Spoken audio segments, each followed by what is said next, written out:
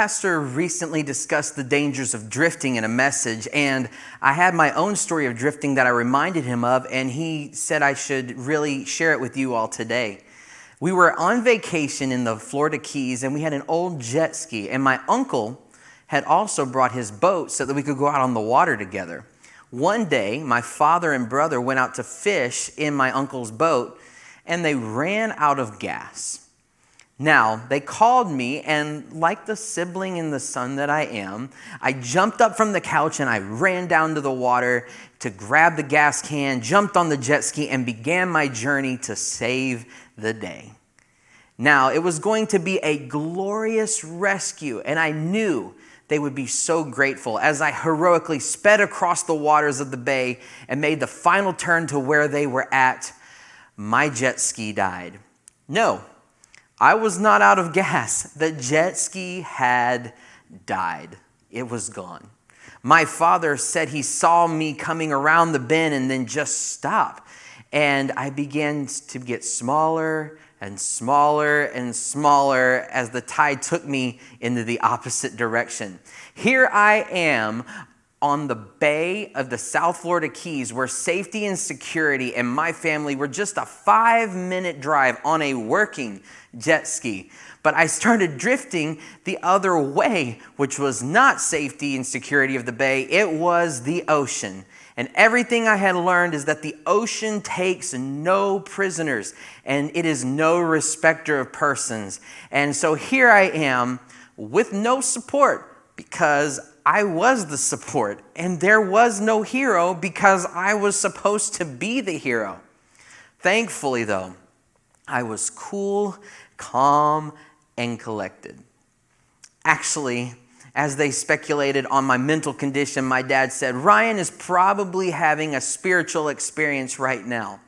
I wouldn't call it spiritual, but I went through the stages of grief several times over, settling on anger and depression as my two preferred stages of grief. I might have even used the emergency air horn that was stowed away in the jet ski a few times, and nothing happened. Nothing worked. Now, you might not have had a breakdown in the middle of the ocean, but we have all had a different type of breakdown recently with the COVID-19 virus. Life was great. The economy was doing well. Jobs were doing well.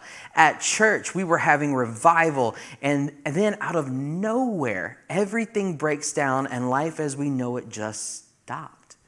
Instead of the exhilarating experiences life was throwing at us, fear and depression were trying to creep into our everyday lives as we tried to make sense of it all. You've had to adjust how you do life and how you do church. Social distancing has become a way of life, and church online has been the norm for quite some time now. For some of you, you've had to navigate loneliness and isolation, sometimes when friends and family were nearby, but you just had to stay away in an effort to protect them and keep them safe. But hopefully in this time, we've also learned a few things. Hopefully, we have learned to lean upon God and trust in His Word. You see, scriptures like, I will never leave you or forsake you. And scriptures like, for God hath not given us the spirit of fear, but of power and of love and of a sound mind. Those scriptures should echo in your heart and in your mind as fear and this loneliness tries to creep in. During this season, it's important to remind yourself that God is there to see you through your darkest days. So back to my lonely self, drifting towards the open waters of the ocean in South Florida. As the sun began to set, the panic and the anger had dissipated, and I was left with one thing, and that was hope. I had hope in knowing that surely my Father was attentive and observant and had seen me as I had broken down. And even then, if He hadn't seen me break down, I had hope in knowing that my Father was going to come searching for me.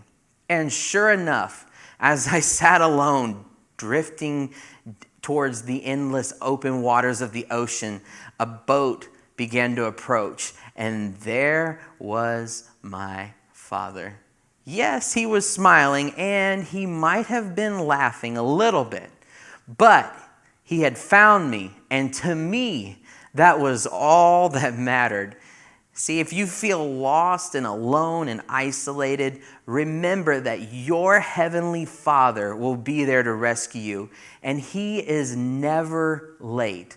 So take all of this worry and all this fear and all of this frustration and cast them on Him, for He cares for you, and He will be there right on time.